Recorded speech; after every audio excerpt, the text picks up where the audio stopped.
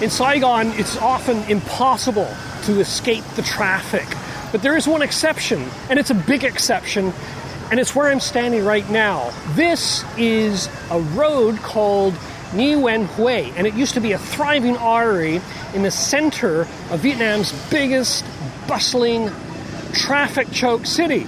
But one day the authorities said, no, we're going to put an end to that. We're going to make it a pedestrian mall. And what an amazing pedestrian mall this has turned out to be. The promenade cuts right through the center of the city, stretching nearly a kilometer. It's broad and mostly bare, ringed by some of the city's landmark buildings, a place to take a relatively quiet break away from Saigon's din and crush. The north end is abutted by one of the city's most beautiful objects, the People's Committee Building.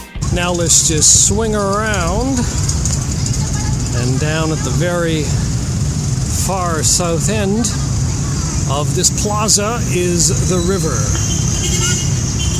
Let's take a trip down there. Now in the middle of the day, you're going to find almost no one here occupying this vast space in the middle of a very congested and crowded city, and that's because it's hot. And it's hot, and it's also very sunny, and the Vietnamese in particular like to stay sort of away from the sun and the heat throughout the day. But during the evening, when the temperature comes down a few degrees and the humidity lifts a bit, that's when this area, can come alive. During special events, it actually becomes quite lively.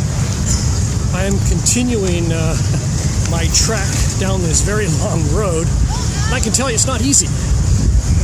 Because of the heat, and I'm in the sun, and I'm going to need a couple of liters of water by the time I get to the end of this track. But still, it's amazing how the aspect of, I guess, what you'd call pedestrian access is amazing. You're able to actually hit a lot of some of the city's most important, like financial institutions and shopping facilities, etc., simply by walking there. And maybe this doesn't sound too impressive to you if you're from somewhere else, but Saigon has some of the nastiest vehicle traffic in the entire world. So that's really quite saying that. Anyways, right now it's Mad Dogs and Englishmen. Wish me luck.